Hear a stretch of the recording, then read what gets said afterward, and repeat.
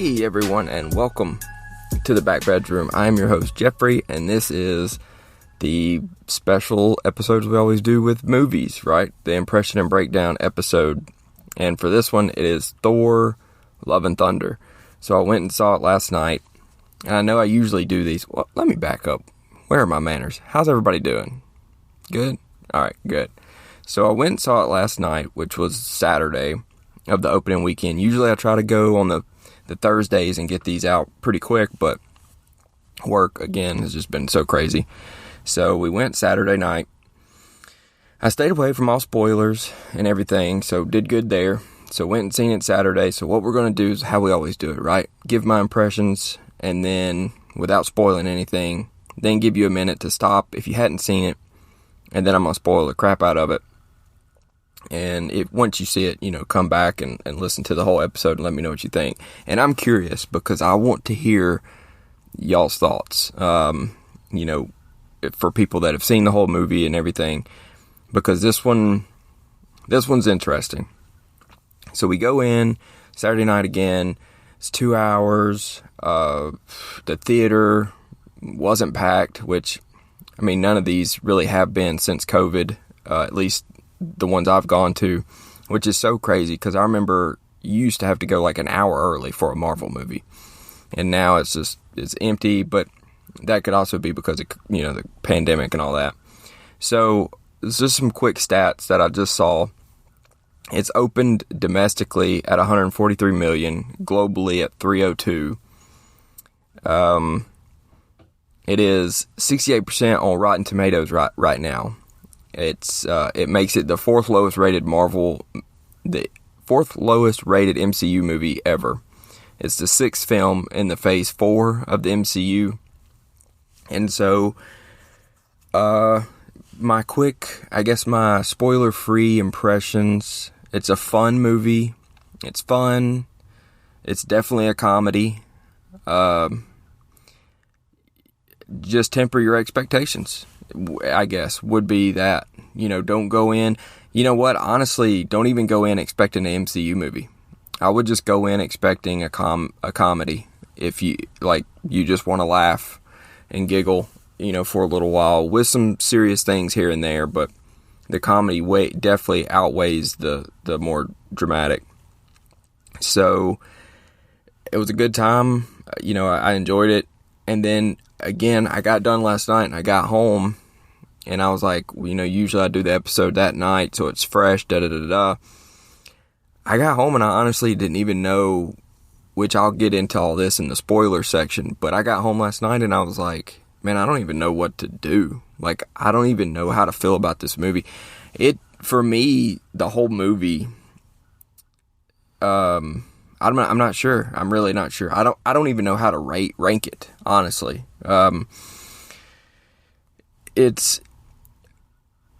To me, and I had a conversation last night with a buddy, there's no connectivity.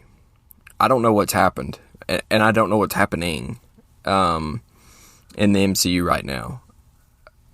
Phase 4 is the most spread out mess ever. My example was, throughout the years, right, the first 10 years, at the end of each movie, you felt like it was a part of a bigger thing. You felt the threads connecting everywhere. Right now, we don't have that. And I had to look up what even Phase 4 is, right? I guess technically Black Widow's considered that, but I wouldn't, just because it got pushed back due to things. So Phase 4 would be Shang-Chi, Eternals, Spider-Man No Way Home, Doctor Strange Multiverse of Madness, this Thor movie, Black Panther 2, Ant-Man Wasp Quantumania, Guardians Volume 3, The Marvels. It has Fantastic Four and Blade, but those are both TBA. And then it's got a bunch of shows, right? I don't know how you connect all that. And I don't know. I felt weird after this movie. It was fun. Chris Hemsworth is great. Tessa Thompson's fantastic. I could care less about Portman. I've voiced my issues with that earlier. I have no issues with Mighty Mighty Thor or Jane Foster, anything like that. I think she's a great comic character. I think she's one of the biggest, most important, and popular comic characters created in probably the last 10, 15 years. It has nothing to do with that. It's completely on her. She wanted nothing to do with Marvel, but yet she gets to come back and portray one of the biggest characters of all time. And so could care less about that. Again, Hemsworth's great. Tessa Thompson's great. Christian Bale absolutely killed it. He was fantastic. I know everybody hated the way he looks. I thought it looked cool. The more he went, they did change his story, I guess, a little. I thought he was fantastic. I would have taken a whole movie with gore. Just R-rate it and give me gore. The God Butcher. I thought he was fantastic. Taika's, of course, he's funny. His style is so unique and everything. But I don't know. I don't know if this was Taika's best. And I don't know if this is... I don't know. This movie's weird for me. It really is. I honestly don't know how to get into it and say a bunch of stuff without spoilers. Well, it's not even really spoilery. It's just... I don't get it. I don't get the MCU right now. I don't know what we're doing. I don't know what they're doing. And I know they said a lot was cut out of this movie. I mean, because you pull up the cast here. You've got Jeff Goldblum credited for the Grandmaster. You've got Peter Dinklage as Eitri. You've got Lena Headey. They don't even have her character down here. I mean, those are three big people that you've got scenes with. Cate Blanchett. There's four people right there that you've got scenes with. Mark Ruffalo. Mark Ruffalo was credited in here. Like, what got cut? That consists of Cate Blanchett, Goldblum, Ruffalo, Headey, and Peter Dinklage. And why bring them in if we're not even going to see them? Like, what got cut? How much got cut? What of Bale's stuff got cut? What of... And then to me, what really nailed it home, what really drove it home for me, is we're walking to the car last night, and my wife watches these with me. And she enjoys them for the most part. We're walking to the car, and she says, they've really ruined Thor. And I was like, what? And she was like, they've turned him into just a big idiot. And it's true. They've turned Thor into a big idiot. And it's not, and I know that's some of Hemsworth too, because I know he wanted to do more lighter things and everything, but they've turned Thor into just like this big laughing stock joke run, and it's very confusing because even in the comics, like even when they got away from the more Kirby, like Norse heavy Thor, right, and newer age comics and stuff like that, they got away from it. They never turned him into like a big idiot. He was still legitimate in the Jason Aaron runs and even the current stuff. But now it's just like, and I look back on the theater last night, I mean, and there may have been 5 of us over the age of 18, 19. Like the rest of the whole theater was packed with kids. And there's nothing wrong with that.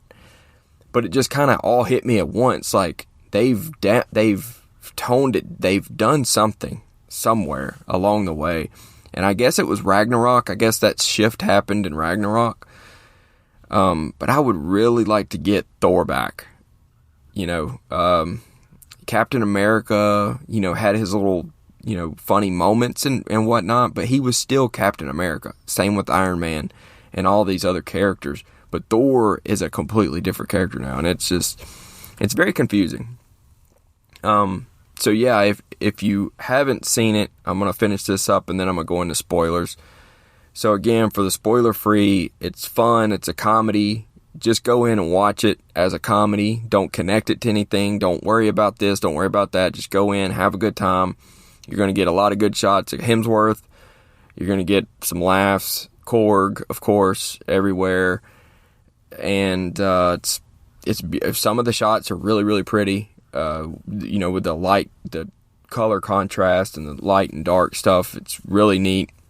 I don't know what to rate it, honestly. I'm not going to rate it because I don't know what to rate it.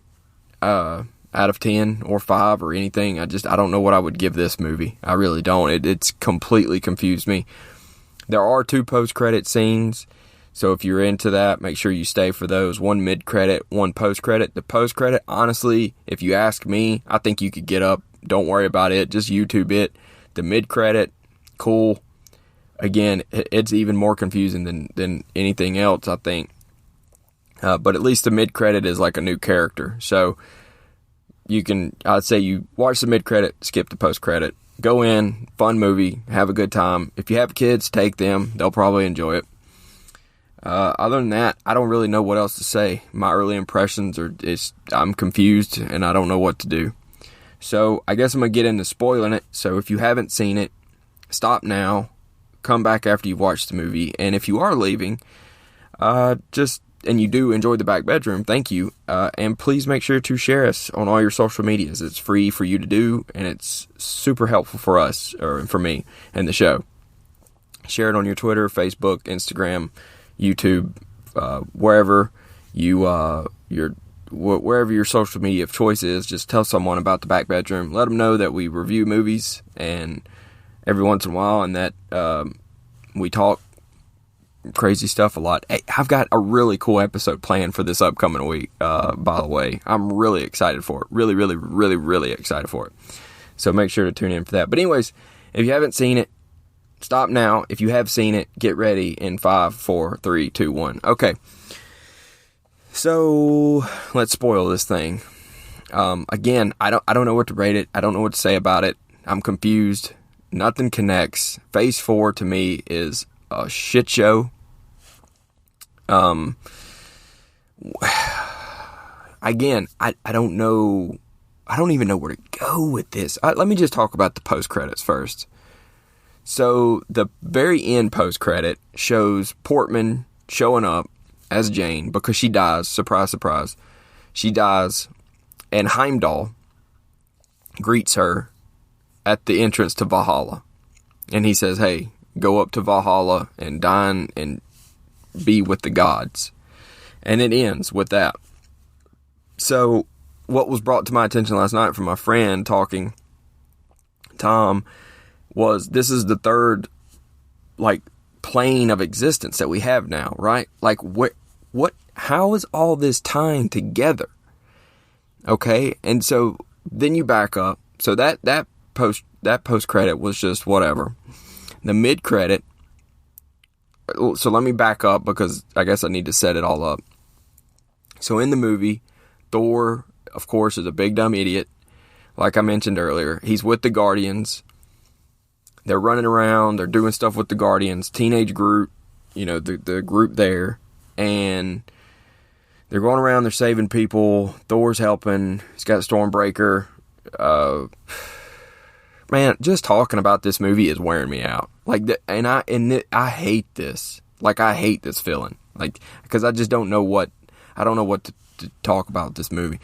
So he's with the Guardians, and I know there was that to make sure that there was LGBTQ representation and all this, and they were talking about how Chris Pratt was everybody was talking about that look, in the trailer where Chris Pratt was trying to be, the context of that in the movie is so stupid. It's not even, it's more Thor being stupid than it is Chris Pratt not paying attention to him. Chris Pratt's actually being pretty serious, or Star-Lord is talking about, you would rather have felt shitty about losing someone than to have never felt love at all.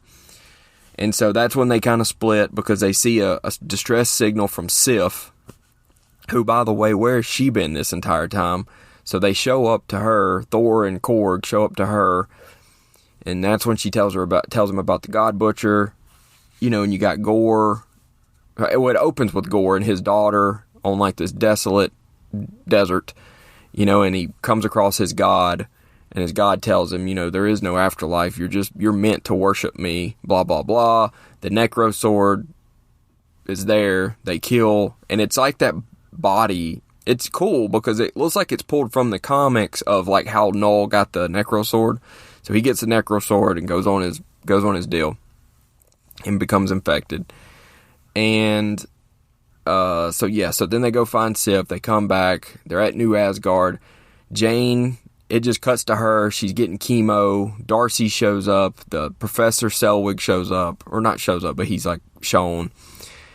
So then she's trying to figure out how to cure her cancer because she's got stage 4. And all of a sudden she looks over at a Norse mythology book and reads something about Mjolnir. And so I guess in her brain she remembered, oh, I guess if I pick up Mjolnir, it'll save me. So she goes to New Asgard where they have the broken pieces of Mjolnir on display. And they start jumping around in electricity. And to me, that was the corniest thing ever. So that's when she shows up in that fight and he sees her. And they do a backstory of how their relationship ended. And it seems like Thor essentially at one point in time said something to Mjolnir to the effect of like, make sure we can always protect her. And you know how so as Odin whispered that oath to Mjolnir, that's how it got bound to Thor. So Thor saying that, I guess, telling Mjolnir to always protect Jane, that's what allowed her to be able to pick it up, to be worthy, blah, blah, blah. So it goes into that aspect of every time she picks it up, it's killing her. We do get a serious scene finally from them because it's between them two. It's just goofy stuff. She's like, I need a catchphrase. Ha, ha, ha. And he's just a bumbling idiot. And then they finally do a more serious scene where he's like, I love you. I've always loved you, blah, blah, blah. If you pick the hammer up, you're going to die. Of course she does it. And so that's how they beat Gorr. Heimdall's son they're setting him up so he's got the vision, so that's cool. And then Thor is able to give momentarily power to a bunch of Asgardian kids to help him. So I assume that's how they'll be able to set up a Thor Corp if they ever want to, because now Thor has that ability to kind of, bestow the power upon people, kind of how Odin did, again, to Mjolnir. So now our Thor has that power, which is cool. I mean, if he's going to be whatever, it would make sense if we get the Thor Corps. So some cool nods there. And Gorr the whole time, he's just wanting to avenge / bring his daughter back. So he's trying to get to eternity. And so that's why he needs Stormbreaker. And that's kind of the story. And they get there, they stop him. And it's like whoever gets to eternity gets to ask it a wish. And you thought the wish he was going to ask for was to kill all gods. But when he gets there, Thor tells him, hey, look, you've won. Do what you want. I'm going to go spend my last few moments with Jane because she was dying. And he tells Gorr, you don't want revenge or whatever. You just want love. And so he brings his daughter back because Jane and Thor vow to protect her, or Thor's like, she won't grow up alone or whatever by herself. And so Gorr brings his daughter back and he dies. And so that's the end of the movie. The Love and Thunder aspect is the little girl's name is Love and Thor is Thunder. And he essentially adopts Gorr's daughter and they go around fighting. And so it goes off with them going to help this, alien group defeat another alien group. And so, first question is, wow, okay, so they have her. She's not that's not a comic thing, right? So is she the first MCU created character, created person? You know how they create, random people, one-off people in the comics. Could she be the first one that the MCU's created to start weaving in things? It's going to be interesting if so, because obviously that brings a whole new aspect into it, right? Oh, they're always pulling from source material. Well, they just created a new character. And she's not really her daughter, or she's not really the real Gorr's daughter. She's more the embodiment of eternity, because as she's walking towards Gorr, her reflection in the water is that of eternity. And so she's essentially a cosmic being. So now it starts getting interesting, right? Because now she's actually a cosmic being. She's an MCU created person. Where does this tie in? And I know it's supposed to get a little bit more spacey with Guardians 3 and Adam Warlock and all this and that and the third. Well, if the embodiment of eternity is now walking around with Thor, here we go. And now that Thor has the ability to kind of bestow the power, and he's got Mjolnir back, do we end up finally getting Beta Ray? He bestows the power onto Beta Ray, lets him have Stormbreaker, you go do your thing, let me kind of be just, old man Thor. I don't know, that's pretty much the wrap-up of the movie, right there. So in the movie, they go to Omnipotent City. He ends up throwing Zeus's light bolt back through Zeus, and I guess you think it kills him. Well, the first mid-credit scene is Zeus. He's kind of, it's not like he's dying, but he's like laying on the ground, and he's like, I want you to go make them fear us again, talking about they need to fear gods again, blah, blah, blah, blah, blah. And the camera turns, and he's talking to Hercules. So Zeus is like, make them fear us again, my son. And then it turns, and Hercules is there. So the introduction of Hercules, which I know a lot of people had speculated, could we possibly get this, that, and the third? Well, yeah. So Hercules, I guess, is there and confirmed. So I'm guessing he's going to be hunting down Thor, since Thor did it. Or maybe he's just going to show up and make people fear gods again. Like, I don't know what happens with that. Again, I run through the cast. Like I mentioned in the spoiler-free section, you've got Kate Blanchett, Goldblum, Lena Headey, and oh my gosh, Peter Dinklage credited for their roles. They weren't in this movie at all, so all that got cut.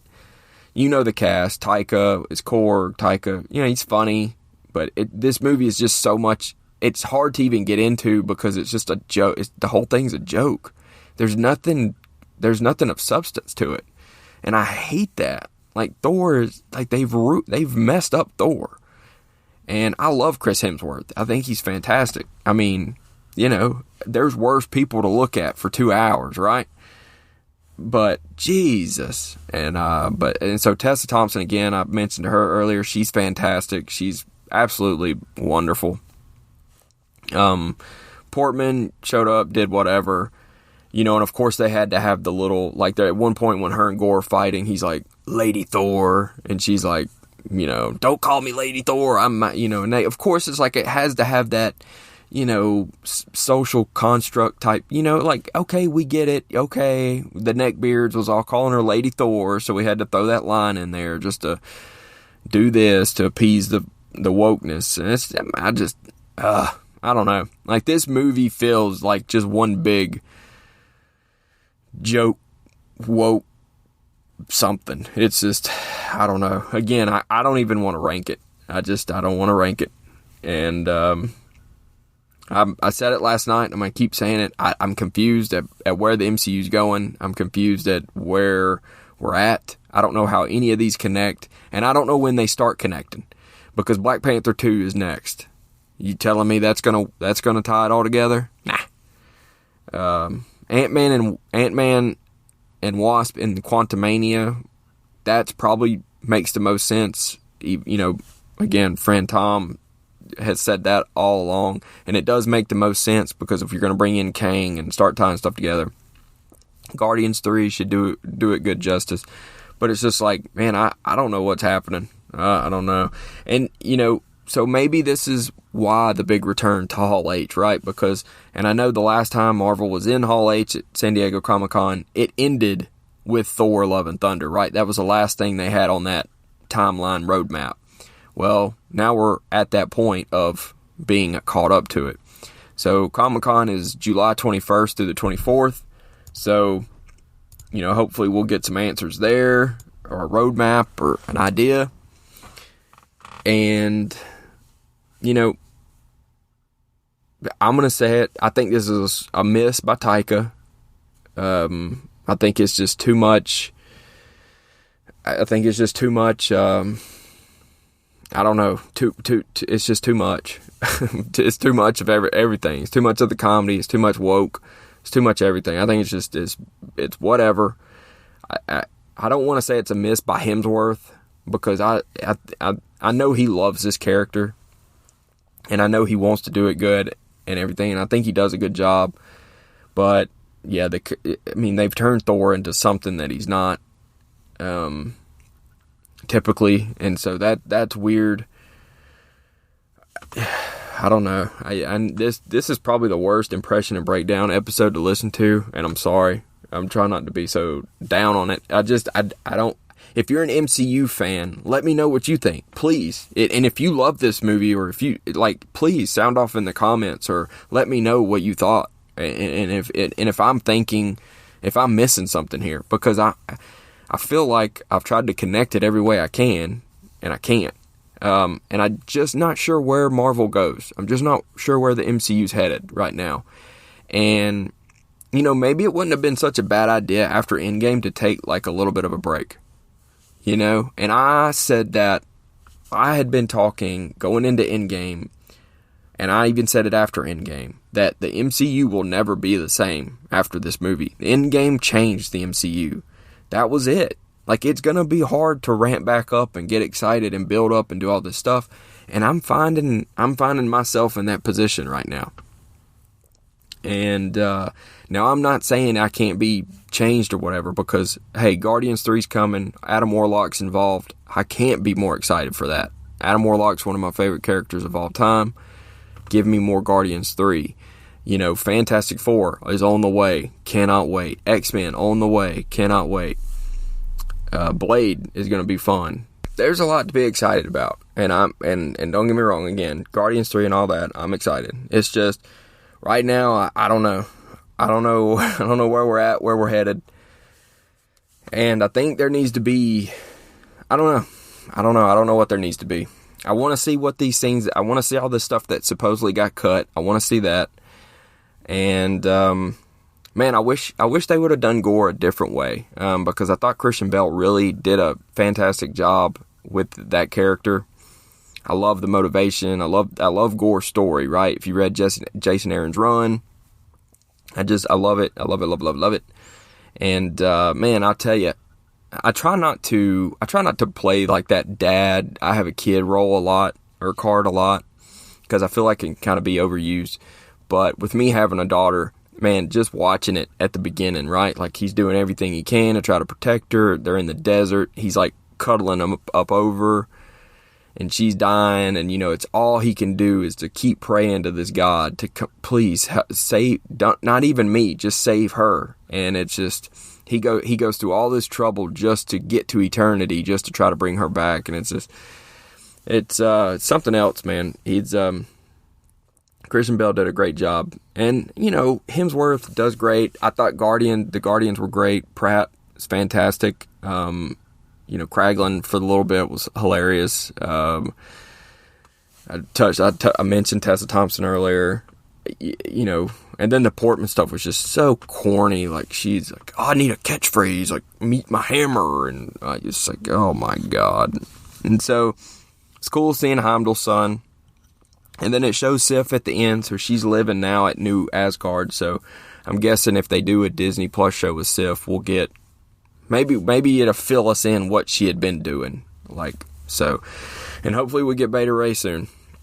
We did get the two goats. Was that Tooth Gnasher, and I can't remember the other one's name, but we got them. That was fun. But yeah, I mean, that's about all I got, really. I think I spoiled it pretty good. I went through the plot of the movie.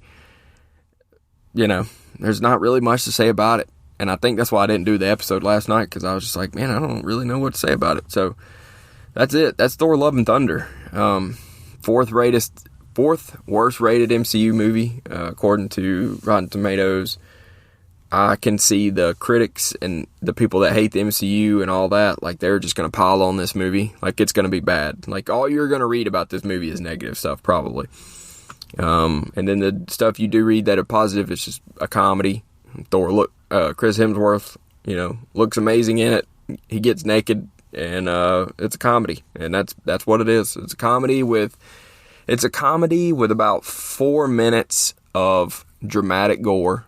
I'll say 5 minutes, and not gore as in Gore, but like gore as in Gorr, the God Butcher. You get about 5 minutes of really spooky gore stuff, and the rest of the hour and 55 minutes is just one big joke. About Thor and how he's a big idiot. So that's our Avenger. That's our Thor, God of Thunder, is just a big idiot. I'll be interested to see where Hercules ends up, how they do that. But yeah, that's it. I just wanted to get the episode out there for people that wanted to hear it and get a break. So, Trevor, I know you asked what I thought about it. There you go. There's 30 minutes of feelings of Thor. I don't know where the MCU's going. I don't know where we're at. I don't know how this all connects. So, buckle in, because here comes Black Panther 2 in November? Buckle up. Buckle up, because here comes Namor and Black Panther 2. This should be a real fun time. So, hey, if you like the back bedroom, right? If you like the back bedroom, but you're like, woo, this impression and breakdown video, I just don't know. Well, luckily for you, I only do these for like MCU movies and other things. This isn't a typical back bedroom episode, right? So we're going to go ahead and wrap this one up, the impression and breakdown of Thor Love and Thunder. So thank you all so much for listening. And there are tons of other podcasts you could be listening to, and you chose to listen to mine. And for that, I am forever thankful. So if you want to interact with me or the show, here's how to do so. And please do. If you're watching this or listening to this and you're a big MCU fan, you're a big Thor fan, you're a big Marvel fan, I am too. I'm a huge MCU fan. I'm a huge Marvel fan. Love the comics. I've been reading comics since I was 12, 11, 12, whatever. I am a Marvel fan. I'm not shitting on this because I'm some snobby movie person. No, I'm upset because I don't know where the hell the MCU's going. So if you are a fan of Marvel and the MCU and all that, let me know. Please email me, comment, review. Comment or whatever. Get in touch with me somehow. Twitter, you can. The show has the Twitter, which is the back bedroom, but I'm not really using that except for to push the shows out. So if you want to interact with me on Twitter, look up my personal Twitter, which is Space Ghost with 3 E's. So it's Space E Ghost. And that will be my actual Twitter, and I can interact and see, and you can see who you're talking to. Again, Space Ghost with 3 E's. You can email the show at backbedroompod@gmail.com. You can also find it on YouTube at The Back Bedroom. And of course, you can always find the show wherever you listen to your podcast, Apple, Spotify, Good Pods, etc. Please make sure to like, share, subscribe, and rate for the algorithm. If you watch it on YouTube, give it the thumbs up and leave a comment. Leave a comment telling me why I'm wrong or telling me why you agree with me. Write me an email, tweet at me, do something. Let me know if I'm the only one feeling this way or if everybody else is feeling a little shaky about the MCU right now. Let me know. And be on the lookout for a back bedroom episode this coming week. It's going to be a fun one. I've got some really cool ideas, really cool topics I want to talk about. I'm really, really excited for this coming episode. So, as always, I will see y'all right here. Wait a minute. Hold on. As always, I'll see y'all next time right here in the back bedroom.